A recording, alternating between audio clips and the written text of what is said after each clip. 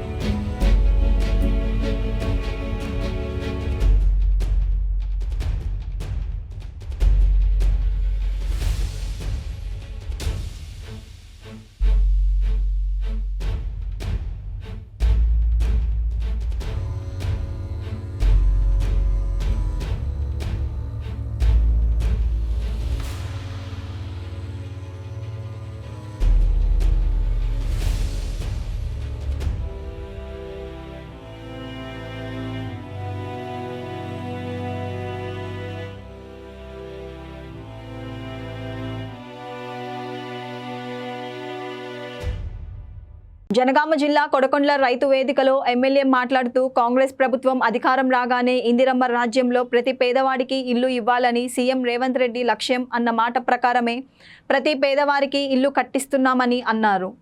మొదటి విడతలలో నియోజకవర్గానికి 3500 ఇవ్వడం జరిగింది. ఇప్పుడు మొదటి విడత మాత్రమే ఇల్లు ఇస్తున్నాం. రెండో విడత, మూడో విడతలో ప్రతి అర్హులైన పేదవారికి ఇల్లు ఇస్తామని అన్నారు.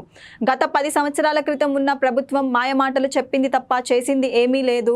రేషన్ కార్డులు ప్రతి అర్హులైన పేదవారికి అందజేస్తాం. కొడకొండ్ల మండలం రానున్న రోజుల్లో ఎడ్యుకేషన్ హబ్గా తయారవుతుంది అని తెలిపారు. ప్రతి నియోజకవర్గానికి ఒక ఇంటిగ్రేటెడ్ స్కూల్ ఇవ్వడం జరిగింది. పాలకుర్తి నియోజకవర్గంలో కొడకొండ్ల మండలం కేంద్రంలో ఇంటిగ్రేటెడ్ స్కూల్ మంజూరు చేయడం జరిగింది అని తెలిపారు. రానున్న స్థానిక ఎన్నికలలో వార్డ్ మెంబర్, సర్పంచ్, ఎంపీటీసీ, జెడ్పీటీసీలను గెలిపించే బాధ్యత మీది, అభివృద్ధి చేసే బాధ్యత నాది అని తెలిపారు. ఒకటో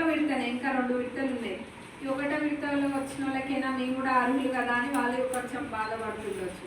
అట్లాంటి వాళ్ళకి మీరు ఇప్పుడు ఈ పట్టాలు తీసుకొని పోయి నాకు పట్టా వచ్చిందో అని ఊరికి పోతే వాళ్ళు ఇబ్బందిగా ఫీల్ అవుతారు. మీరు వాళ్ళకి చెప్పాల్సింది ఏంటంటే ఇది ఒకటో విడతనే, ఇంకా 2 విడతలు ఉన్నాయి. ఆ 2 విడతలతో సహా కలుపుకొని అర్హులైన ప్రతి ఒక్క పేద వాళ్ళకి ఇల్లు ఖచ్చితంగా వస్తే కట్టించే బాధ్యత నాది. అంతేగాని ముందు వాళ్ళ లెక్క అల్లుడు వస్తే ఉంటారు, గొర్రె నీడ కడతాం, బర్రె నీడ కడతాం అని మాటలతో అంకితం చేయం. ఇల్లు ఖచ్చితంగా వచ్చి తీరుతాయి ప్రతి ఒక్క పేదవాళ్ళకి. ఇంకా రేషన్ కార్డులు అంటారా, గత 10 సంవత్సరాలలో, ఇప్పుడు కాదు, గత 10 సంవత్సరాలల్లో రేషన్ కార్డులు వచ్చినాయా? ఎవరికైనా వచ్చినాయా అమ్మ? వచ్చినాయా అక్క? కాలే కదా. ఇప్పుడు వస్తున్నాయా? ఇప్పుడు వస్తున్నాయి. ఇంకా కూడా రానోళ్ళు ఎవరైనా ఉంటే అప్లై చేసుకోండి. అర్హులైన ప్రతి ఒక్కరికి రేషన్ కార్డులు కూడా తప్పనిసరిగా పెట్టిస్తాం. రైతు భరోసా పడ్డది మొన్న. అన్నీ ఒకదాని తర్వాత ఒకటి అన్నీ కూడా చేసుకుంటూ మనం ముందుకెళ్తున్నాం. మన గ్రామాలలో కూడా మొదటి ప్రాధాన్యత అభివృద్ధికే ఇస్తున్నాం. మన కొడకండ్లలో, ముఖ్యంగా కొడకండ్లలో ఇది ఒక ఎడ్యుకేషన్ హబ్ లెక్క తయారవుతుంది రాబోయే రోజులలో. ప్రతి నియోజకవర్గానికి ఒక ఇంటిగ్రేటెడ్ స్కూల్ ఇచ్చినారు. మన నియోజకవర్గంలో 6 మండలాలల్లో నేను ఈ ఇంటిగ్రేటెడ్ స్కూల్ ఏదైతే ఉందో మన కొడకండ్ల మండలంలో అది పూర్తయిన తర్వాత మన పిల్లలందరూ కూడా మంచిగా చదువుకోనికి స్కోప్ ఉంటుంది. కాబట్టి మన ప్రభుత్వంలో ప్రతిదీ కూడా ముఖ్యంగా సన్న బియ్యము తింటున్నారా? అందరూ వండుకొని తింటున్నారా? తృప్తిగా తింటున్నారా? నేను కూడా 2-3 చోట్ల తిన్నా. మంచిగా మన ఇంట్లో రోజు ఎట్లా తింటారో అట్లనే ఉంది, ఏమి తేడా ఏం కనిపించలే, బ్రహ్మాండంగా ఉంది. ఆ సన్న బియ్యం తినేటప్పుడు, వండుకొని తినేటప్పుడు గుర్తొచ్చేది ఏంటిది? ఒక ముక్కడి పువ్వ మొక్కలు పోవాలంటే చెయ్యి, మరి ఆ చెయ్యి గుర్తుని మర్చిపోవద్దు. చెయ్యి గుర్తు కోటేయాలి. రేపు జరగబోయే లోకల్ బాడీ ఎలక్షన్స్ లో వార్డు మెంబర్ నుంచి మొదలు పెడితే జెడ్పీటీసీ దాకా ప్రతి ఒక్కరు కాంగ్రెస్ వాళ్ళే గెలుస్తారు. అందులో ఎటువంటి లోకాలు లేదు. ప్రతి కాల ఎజెండా కూడా కాంగ్రెస్ జెండానే. ఇక్కడ ఉన్న కొంతమంది మీ అన్నలు తమ్ముళ్ళు వల్ల మన అక్కలు కూడా రిజర్వేషన్లు ఉన్నాయి కదా, వస్తాయి. అందరూ వాళ్ళొక వారధి లేకుంటే మీకు ఏది కావాలన్నా గ్రామాలలో ఏ అభివృద్ధి పని కావాలన్నా దగ్గరుండి చేపిస్తారు. ఇలా నేను అభివృద్ధి చేసే బాధ్యత నాది. రేపు జరగబోయే లోకల్ బాడీ ఎలక్షన్స్లో వాళ్ళందరినీ గెలిపించే బాధ్యత మటుకు మీది. గెలిపిస్తారా? చెయ్యండి. ఇంకా కూడా మన అభివృద్ధికి ఎప్పుడు కూడా పాలకుర్తిలో మనం ముందే ఉంటాం. పాలకుర్తిలో వేరే నియోజకవర్గాల కన్నా కూడా పాలకుర్తిలో మహిళలు కూడా చాలా ముందు వస్తున్నారు. వేరే నియోజకవర్గాలలో చూస్తున్నాం కదా, అట్లా కన్నా మన దగ్గర ఇంకా బాగా వస్తున్నారు మహిళలు బయటకి. మహిళలు కూడా అన్ని రకాలుగా అభివృద్ధి చెందాలని కోరుకుంటున్నాం. మన ప్రభుత్వం వచ్చినాక వడ్డీ లేని రుణాలు ఎన్నో ఇస్తున్నారు మహిళలకి, దాన్ని కూడా సరిగ్గా ఉపయోగించుకోండి. చిరు వ్యాపారాలు పెట్టుకునేటోళ్ళు కూడా పెట్టుకుంటున్నారు. వాళ్ళందరూ కూడా ఇప్పుడు పెట్టింది వెంటనే ఏది కూడా సక్సెస్ కాదు. పెట్టి వెంటనే వదిలేయడం కాకుండా అది సక్సెస్ అయ్యేదాకా మీరు దాని ఒక శ్రద్ధతోటి ముందుకు తీసుకు. వరంగల్ రైల్వే స్టేషన్లో భారీగా నిలిచిన నీరు. మంగళవారం తెల్లవారుజాము నుంచి కురిసిన భారీ వర్షానికి నీట మునిగిన వరంగల్ అండర్ బ్రిడ్జ్ రహదారి పరిస్థితి.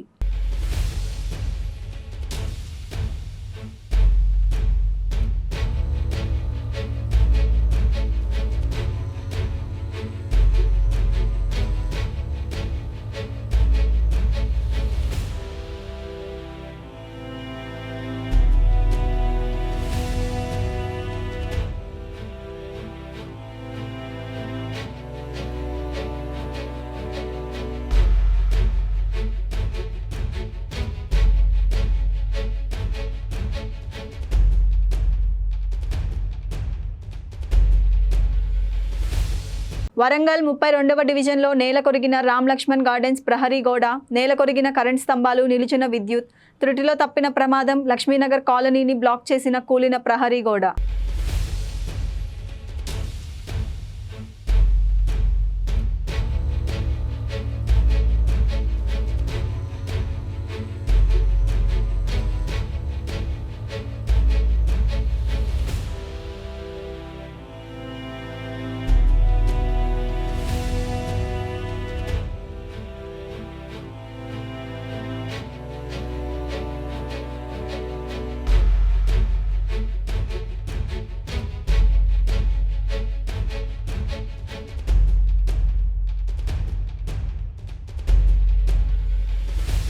వరంగల్ నగరంలోని 39, 33, 32వ డివిజన్లు కలిసి ఉన్న శాకరసికుంట, హనుమాన్ నగర్, ఏకశిలానగర్ ప్రాంతంలోని పెద్ద కాలువ పొంగి ఇండ్లలోకి ప్రవహించిన వర్షపు నీరు.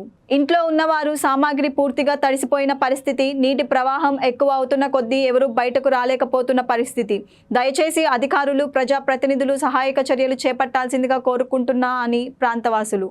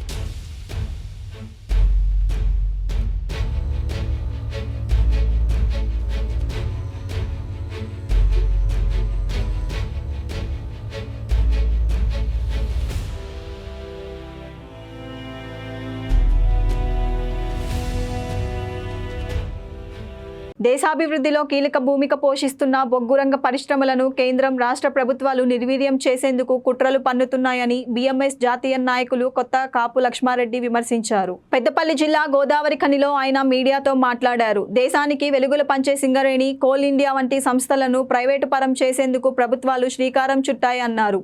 యాంత్రీకరణ ముసుగులో కార్మికుల శాతాన్ని తగ్గిస్తూ ఉత్పత్తి ధ్యేయంగా యాజమాన్యాలు పనిచేస్తున్నాయన్నారు. పర్మనెంట్ కార్మికులను తగ్గిస్తూ అరకొర జీతాలతో కాంట్రాక్టు కార్మికులపై పనిభారం మోపుతున్నారని ఆయన అసహనం వ్యక్తం చేశారు. పని స్థలాలు, కనీస సౌకర్యాలు కల్పించడంలో యాజమాన్యాలు విఫలమయ్యాయని ఆయన ఆగ్రహం వ్యక్తం చేశారు. కార్మికుల ప్రావిడెంట్ ఫండ్ను ఆన్లైన్ పద్ధతిలో పారదర్శకంగా నిర్వహించాలని ఆయన సూచించారు. కార్మికులకు కార్పొరేట్ తరహాలో మెరుగైన వైద్య సేవలు అందించాలని లక్ష్మారెడ్డి సూచించారు. బొగ్గుగని కార్మికుల సమస్యల పరిష్కారం కోసం దీర్ఘకాలిక ఆందోళనలు చేపట్టినట్లు ఆయన తెలిపారు. బొగ్గు గనులు విస్తరించిన ప్రాంతాల్లో జూలై 23 నుండి సెప్టెంబర్ 17 వరకు కార్మికేతరులను చైతన్యపరిచేందుకు చర్యలు చేపట్టినట్లు ఆయన అన్నారు. ప్రధాన పాత్ర వహిస్తున్న బొగ్గు కంపెనీల్లో ఇటు Singareni, coal India, naval lignite ప్రధాన భూమిక వహిస్తుంది. దేశానికి అవసరమైన కరెంటు ఉత్పత్తి కోసము రాత్రింబవళ్లు బొగ్గు ఉత్పత్తి చేసి మరి దేశానికి సప్లై చేస్తున్న కంపెనీలు ఇవాళ ఈ కంపెనీలు అభివృద్ధి పరిచే బదులు ఇటు రాష్ట్ర ప్రభుత్వం సింగరేణిని, కేంద్ర ప్రభుత్వము నైవేలి, కోల్ ఇండియాను బలహీనపరిచే ప్రయత్నాలు చేయడం జరుగుతుంది. కార్మికుల సంఖ్య ప్రతి సంవత్సరం తగ్గుతూ పోతుంది. ఒకనాడు కోల్ ఇండియాలో 6.5 లక్షల పైన పనిచేసే కార్మికుల సంఖ్య ఇవాళ 2 లక్షలు తగ్గిపోయింది. ఇటు సింగరేణిలో 1,00,000 పైగా పనిచేసే కార్మికుల సంఖ్య 39,000 తగ్గింది. మరి ఉత్పత్తి మట్టుకు అనేక రెట్లు టార్గెట్ ఇచ్చి పెంచబోతున్నారు. అంటే విచ్చలవిడిగా మీరు ఏమైనా చేసుకోండి, మాకు ఉత్పత్తి పెంచండి, ఇంత టార్గెట్ రీచ్ కావాలి, అంత టార్గెట్ రీచ్ కావాలని పైనుండి ఆదేశాలు వస్తున్నాయి బొగ్గు శాఖ మంత్రిత్వ శాఖ నుండి. దీంట్లో ఉత్పత్తి పెరుగుతుంది. ఏ విధంగా? పేద కార్మికుల శ్రమ దోపిడీ చేయడం వల్ల. కాంట్రాక్ట్ కార్మికులు, లక్షలాది కాంట్రాక్ట్ కార్మికులను అపాయింట్ చేసి కాంట్రాక్టర్ల ద్వారా, అవుట్ సోర్సింగ్ కంపెనీల ద్వారా, ఎండిఓ మోడల్ ద్వారా వాళ్ళకైతే సరైన జీతభత్యాలు ఇవ్వకుండా అతి తక్కువ జీతాలతోని 12 గంటలు 15 గంటలు పని చేయించుకుంటూ శ్రమ దోపిడీ గురి చేస్తున్నారు. అటువంటి ఇటు సింగరేణిలో 70%, కోల్ ఇండియాలో 80% ఉత్పత్తి చేస్తున్న కాంట్రాక్ట్ కార్మికులకు వాళ్ళ భార్య పిల్లలకు వైద్య సదుపాయాలు లేవు, ఉండడానికి ఇండ్లు లేవు, తర్వాత వాళ్ళకు ప్రావిడెంట్ ఫండ్ రికవర్ చేయడం లేదు, పెన్షన్ అసలు దొరకడం లేదు. ఇటువంటి దుస్థితిలో వాళ్ళ కార్మికులు పనిచేస్తున్నారు. కాబట్టి దాన్ని భారతీయ మద్దతు సంఘ్ ఏబీకేఎంఎస్ ద్వారా మేము వ్యతిరేకిస్తున్నాము. అట్లాగే కార్మికులకు ఇన్ని లాభాలు గడిస్తున్న కంపెనీలు మరి ప్రతి కంపెనీలో ఒక సూపర్ స్పెషాలిటీ హాస్పిటల్ ఎందుకు ఏర్పాటు చేయడం లేదు? ఏర్పాటు చేయాల్సిన అవసరం ఉంది. ఎందుకంటే ప్రైవేట్ హాస్పిటల్ రిఫర్ చేసే బదులు మీరే ఇక్కడ వైద్య సదుపాయాలు కల్పిస్తే బాగుంటుందని చెప్పి మేము అదొక డిమాండ్ పెట్టడం. అట్లాగే వాళ్ళ ప్రావిడెంట్ ఫండ్, పెన్షన్ ఫండ్ గురించి ఆన్లైన్ సిస్టమ్ చేస్తామని సంవత్సరం నుండి కేంద్ర ప్రభుత్వం చెప్తుంది. ఈ అవినీతి అక్రమాలకు తావు లేకుండా వాళ్ళ లెక్కలు పత్రాలన్నీ కూడా సరి చేసి మేము ఆన్లైన్ సిస్టమ్ చేస్తామని చెప్పి ఇప్పుడు 2 సంవత్సరాలు కావస్తుంది. ఇప్పుడు కూడా పూర్తి కాలేదు. ఒక 60-70% పూర్తయింది. ఇంకా 3-4 నెలలు టైం పడుతుందని చెప్పారు. కాబట్టి ఈ ప్రావిడెంట్ ఫండ్, పెన్షన్ ఫండ్ కూడా ఆన్లైన్ సిస్టమ్ చేసి కార్మికులు వాళ్ళ మొబైల్లోనే వాళ్ళ బ్యాలెన్స్ చూసుకునే పరిస్థితి కల్పించాలని కూడా మేము డిమాండ్ చేయడం జరుగుతుంది. కాబట్టి ఈ సమస్యలు అవుతున్నాయో కనీస సౌకర్యాలు కల్పించడం లేదు. తాగే నీళ్లు, రెస్ట్ హౌజులు సరిగా లేవు కార్మికులకు. తర్వాత అండర్ గ్రౌండ్ మైన్లో పనిచేసే వాళ్లకు సరైన సౌకర్యాలు లేవు. వీటన్ని కల్పించాలని చెప్పి ఒక దీర్ఘకాల ఆందోళన కార్యక్రమాన్ని భారతీయ మద్దతు సంఘ్ చేపట్టడం జరిగింది. గత 23 జూలై నుండి సెప్టెంబర్ 17 వరకు మొదలు కార్మికులకు చైతన్యపరచడము, చుట్టుపక్కల గ్రామాల ప్రజలు, వ్యాపారస్తులు కూడా చైతన్యపరచడము, ఆ తర్వాత అన్ని పార్టీల సహకారం తీసుకొని దీన్ని ముందుకు తీసుకెళ్ళాలని ప్రయత్నం చేస్తున్నాము. ఎందుకంటే ఇవి ఈనాటి వార్తా విశేషాలు. మరో బులెటిన్లో మళ్ళీ కలుద్దాం. నమస్కారం.